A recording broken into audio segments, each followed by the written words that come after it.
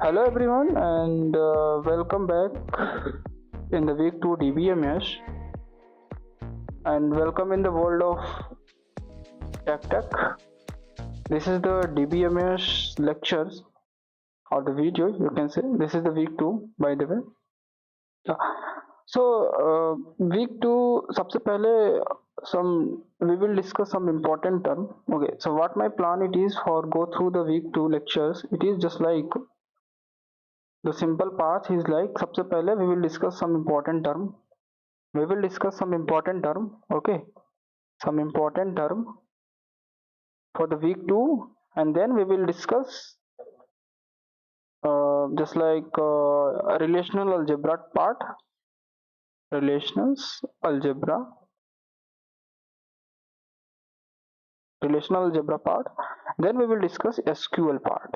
Okay, so some important term, this term is very the important term we will discuss, which we will discuss is very important for our also upcoming lectures or upcoming video in the week 1, week 3, week 4, week 5. In every week this is the very important term. Relational algebra is also important and SQL is also important. Okay, so the important term, so first important term is what I write here: entity and attribute. So what is the entity and what is the attribute? Is you have any idea? So yeah, what is the entity first of all? What is entity and attribute? So attribute.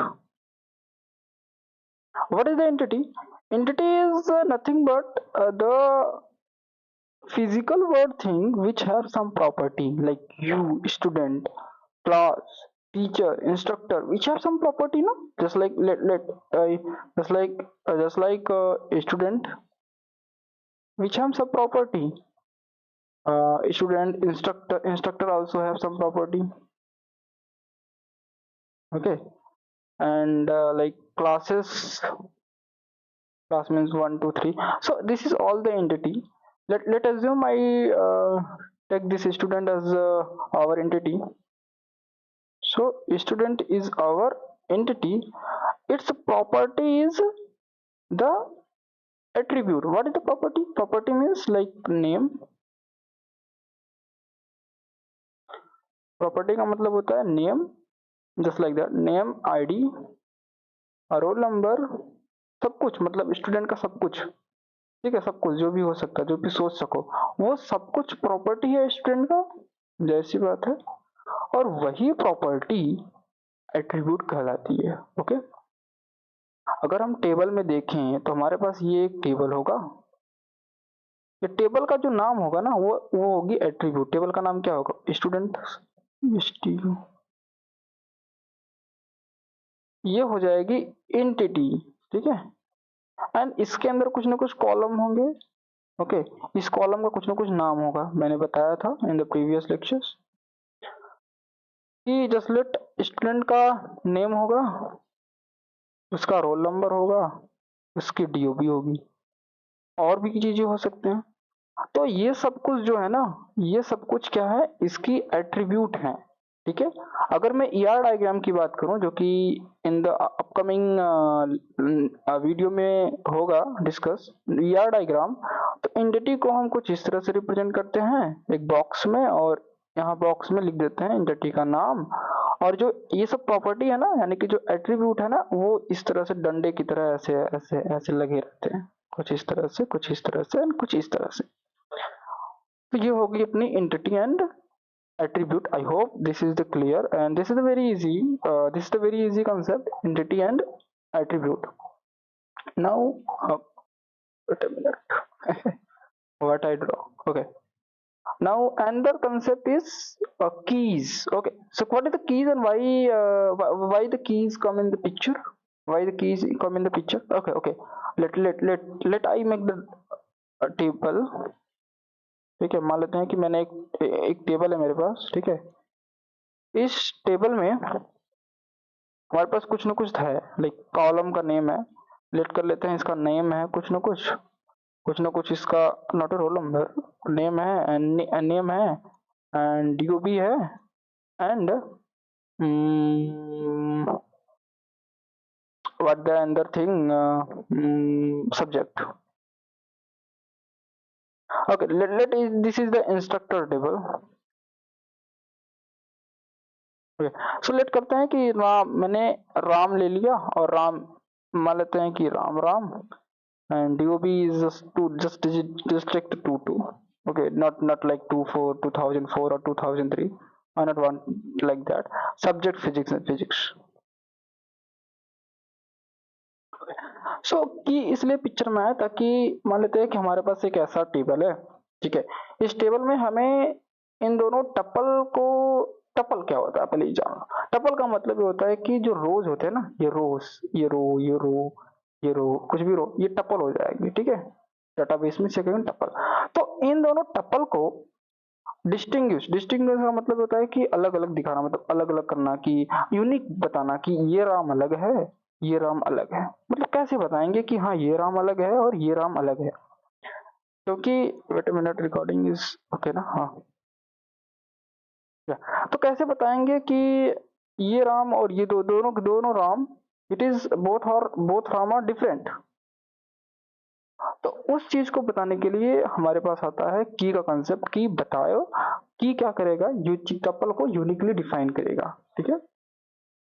By using key, we can able to define the both two tuple or any tuple in the table uniquely.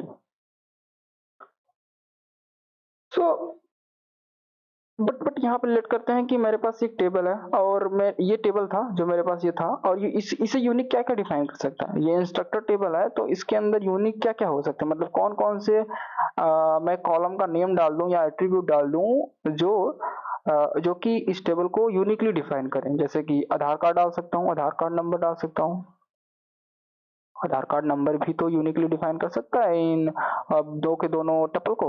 Okay, Aadhaar card number डाल सकता हूँ मैं, roll number डाल सकता हूँ मैं, ID number डाल सकता हूँ मैं, ओके, वोटर आईडी में डाल सकता हूँ। तो इतने सारे चीज मैं डाल सकता हूँ और ये यूनिकली डिफाइन हो कर सकता है। सो इसे कहेंगे कैंडिडेट की।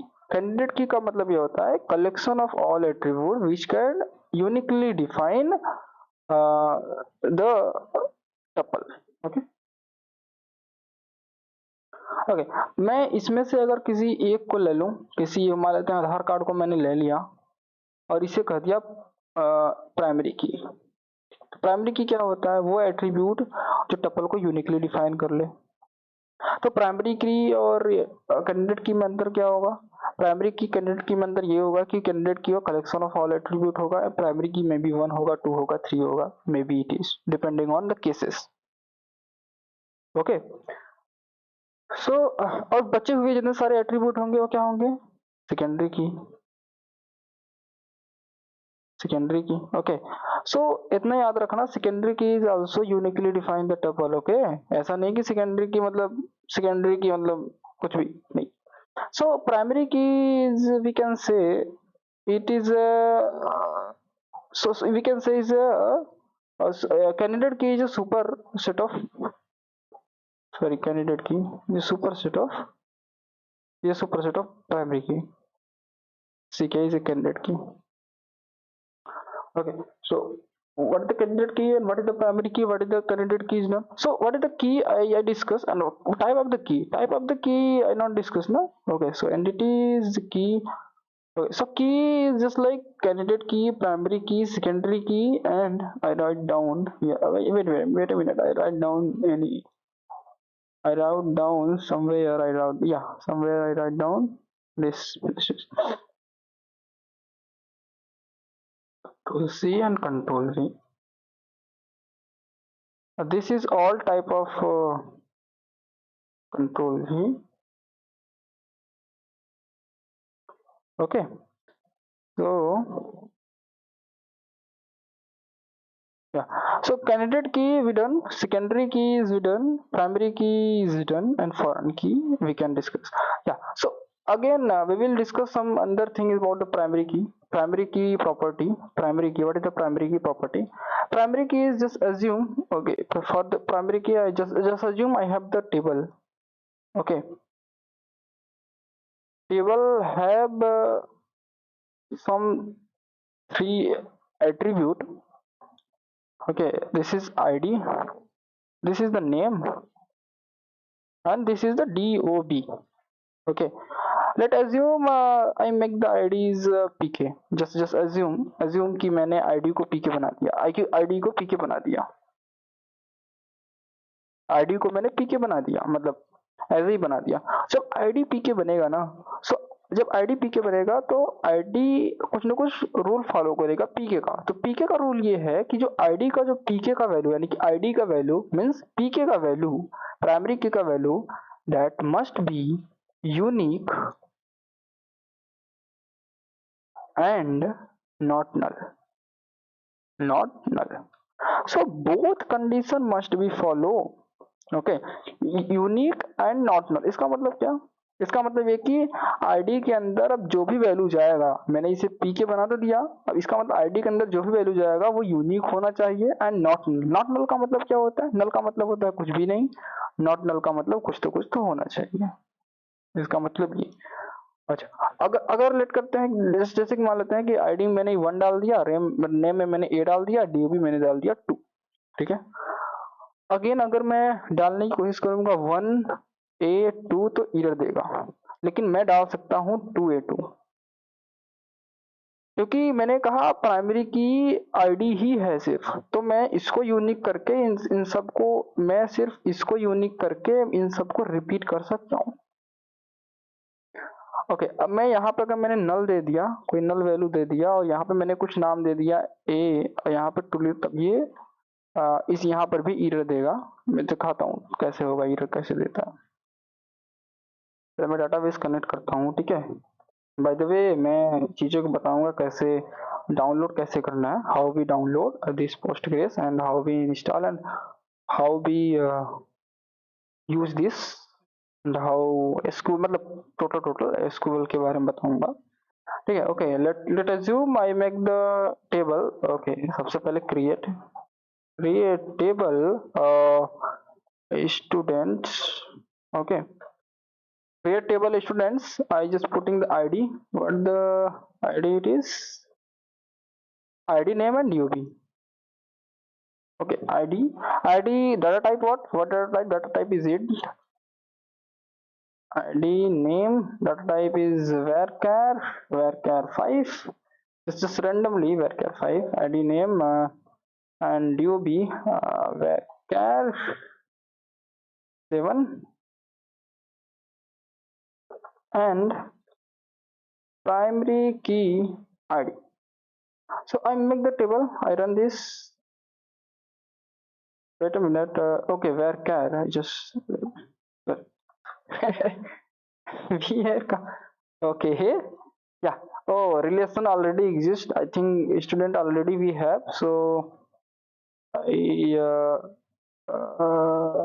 name dob, id name dob, so I putting, oh, this is the instructor now, instructor, yeah, instructor, I make the instructor table, run this table, create table, sorry, instructors already exist. Okay, no problem, it is saying already exist because of the in my practice now there is the table already exists, I think. Look there is the instructor already exists, so I need, yes, now table created successful. Yeah, so the table created successful. Okay, now I putting the value, so insert into struct instructors values, set करते हैं कि 1 Ram and 2 d, okay, d just putting 2 and I run this, मैं इसे run करता हूँ, ठीक है, इसे मैं रन करता हूँ एंड इंसर्ट सक्सेसफुली। मैं दिखाता हूँ, सबसे पहले मैं दिखाता हूँ कि मेरा टेबल कैसा था, select star from instructors. Okay so या मेरे पास आईडी नेम जो भी आ गई, और एक डाटा मैंने जो यहाँ पे डाला, यहाँ से वो आ गया यहाँ पे 1 राम 2। ओके अब क्या मैं अगेन इसको मैं डाल सकता हूँ? देखना, अगेन मैंने इसको बस कॉपी किया और पेस्ट किया, मैंने अगेन डालने की कोशिश करता हूँ, इसे कहेगा oh ID already exist constraint violation of constraint, violation of the constraint. तो मैं ऐसा नहीं कर सकता। अच्छा क्या मैं इसका मतलब मैं अगर यहाँ पे 2 लिख दूं, अगर मैं यहाँ पे 2 लिख दूं, देन अगर मैं रन करूं इसको तो क्या रन होगा? क्या इट रन? एंड अगर मैं अब फिर से इसे देखूं कि टेबल में कितने सारे वैल्यूज हैं, तो yeah, they're the two values. Again I insert some values here, wait a minute, but here I putting null, yeah, putting the null. So what it give, it also saying violation of constraint. So what the idea from by using the postgres is, so the primary key value must be unique and not null. Okay, so means we can say no unique and not null. Okay, so what is the foreign key? Again the primary key is done, what is the foreign key? Okay, so foreign key, foreign key is just referencing the table, मतलब है कि table को link करता है ये। जैसे कि मान लेते हैं कि मेरे पास एक स्टूडेंट टेबल है, ठीक है, और मुझे लिंक क्यों करना है टेबल को बताता हूँ। मैं लिंक क्यों करना ही क्यों चाहता हूँ, स्टूडेंट एंड मेरे पास है एक इंस्ट्रक्टर, ठीक है, this is instructor. Okay okay, so मैं लिंक इसलिए करना चाहता हूँ, मैं जानना चाहता हूँ कि इस स्टूडेंट का, इस पर्टिकुलर स्टूडेंट का इंस्ट्रक्टर कौन है। ये चीज जानने के लिए मुझे टेबल को लिंक करना होगा। तो लिंक करने के लिए मुझे फॉरेन की का कंसेप्ट यूज होता है। ओके सो फॉरेन की क्या होता है? फॉरेन की मतलब होता है कि रेफरेंसिंग टेबल। जैसे कि मैंने कहा स्टूडेंट में टेबल है, कॉलम का नेम है आईडी, नेम, रोल नंबर, और यहाँ पर है आईडी, ठीक है, आईडी है, नेम है, नेम यानी कि इंस्ट्रक्टर का नेम, और डिपार्टमेंट है, ठीक है। तो मैं इस आईडी को बना देता हूँ पीके, और इस आईडी को बना देता हूँ एफके। यानी कि इसका मतलब क्या? इसका मतलब ये कि ये जो टेबल है स्टूडेंट टेबल, ये इसमें आईडी है पीके एंड इसमें का इंस्ट्रक्टर में आईडी है एफके। तो इंस्ट्रक्टर टेबल रेफरेंस कर रहा है इस टेबल को, ठीक है। यानी कि ये जो इंस्ट्रक्टर टेबल है ये रेफरेंसिंग टेबल है, याद रखना इस शब्द को। Instructor is here, instructor is referencing table,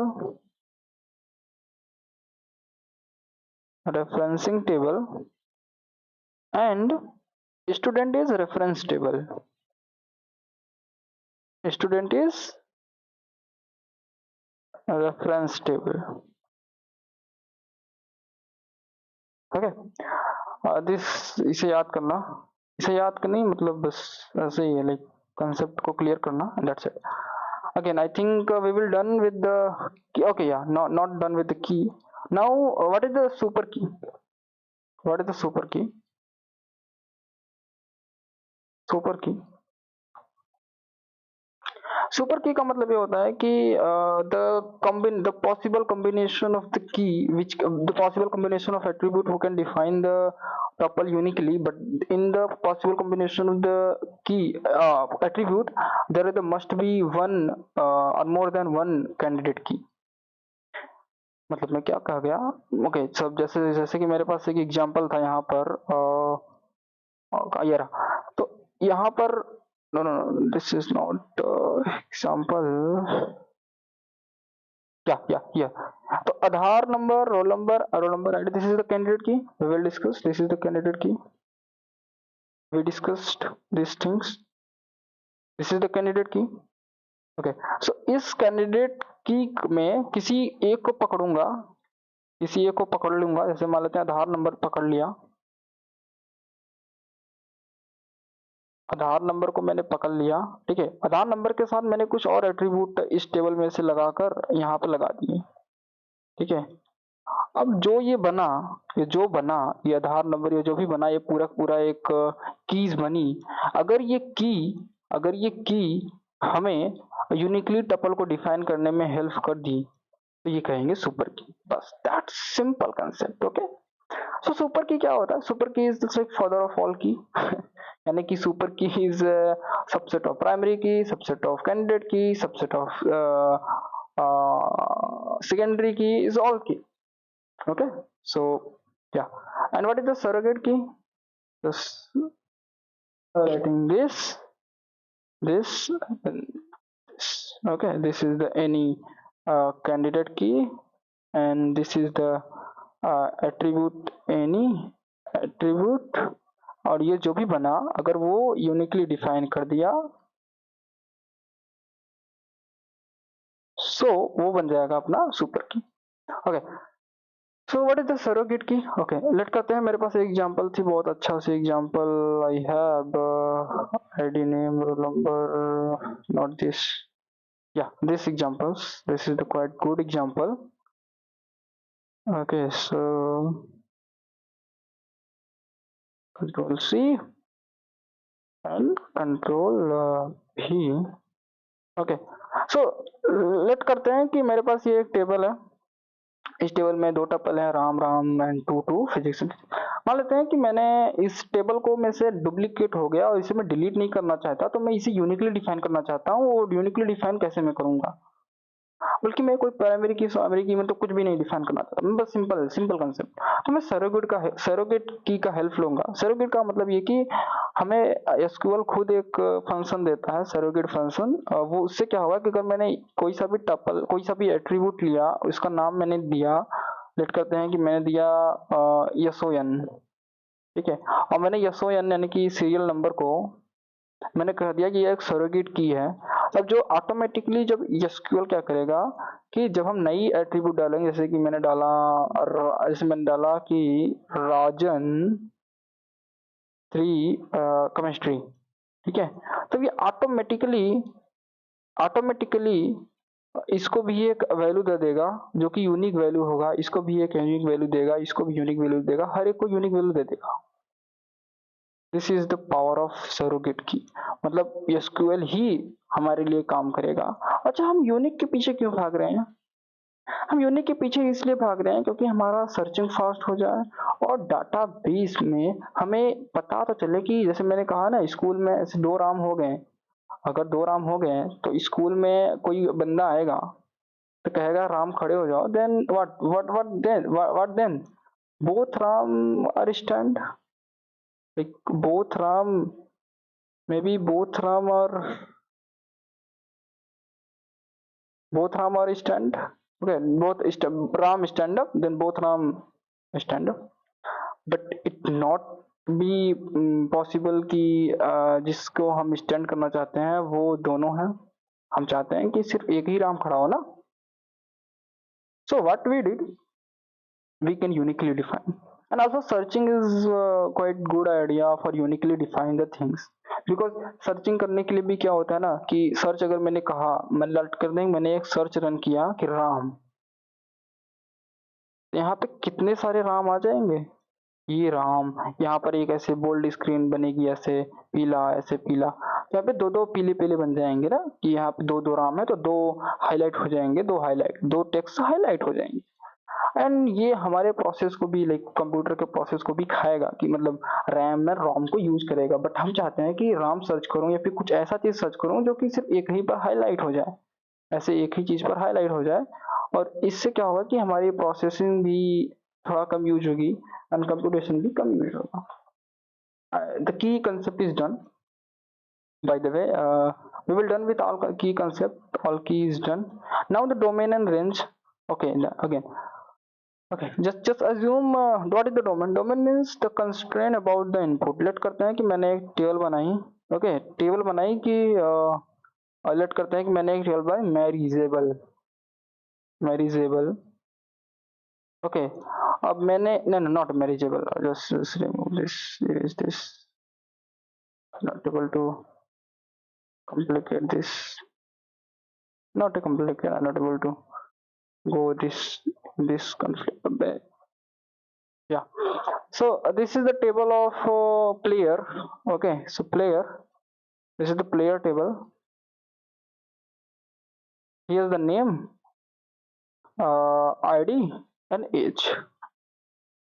Okay, so okay, अब मैं ये कहता हूँ कि यहाँ पे मैंने कंस्ट्रेंट डिफाइन, कंस्ट्रेंट का मतलब मैंने एक एक कंस्ट्रेंट, मतलब यार ऐसे कहूँ ना कि मैंने एक चीज डिफाइन किया, मैंने एक रेंज डिफाइन कर दिया कि इसके इसके बीच का ही वैल्यू पुट करना है, ठीक है। ओके, मैंने एक कंस्ट्रेंट डिफाइन कर दिया कि जो इसमें एज जो पुट करेंगे ना वो ग्रेटर देन 18 होना चाहिए।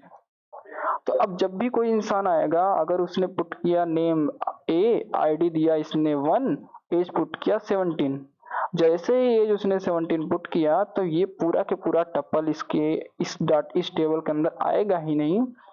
एंड ये एरर तो नहीं देगा, बट या इट ये एरर देगा, या एग्जैक्टली एरर देगा। एंड इट एरर क्या देगा कि constraint violation of as.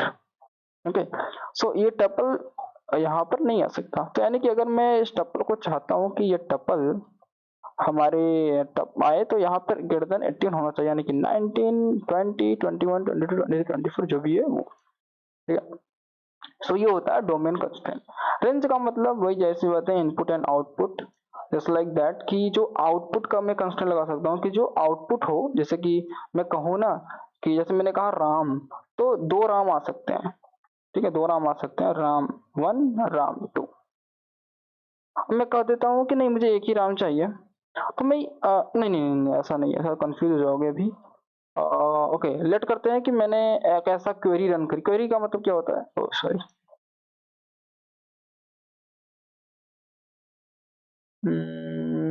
Wait a minute, या क्वेरी का मतलब क्या होता है? क्वेरी का मतलब जैसे कि पाइथन में हम कहते थे कोड ना, बताया था मैं कोड, पाइथन में हम कहते थे कोड लिखो या फिर कुछ तो लिखो ना, बट यहाँ पे एसक्यूएल में कहेंगे क्वेरी लिखो। क्वेरी, क्वेरी मतलब वो जो कोड जो मैंने लिखा था अभी जो मैंने ये लिखा ना, ये जो लिखा है मैं क्वेरी है, ये सब क्वेरी है, ये सब जो मैंने लिखा है वो सब क्वेरी है, सबके सब क्वेरी है। एक जो मैंने लिखा है सबके सब एक क्वेरी है, ठीक है, तो डोंट वरी अबाउट दैट।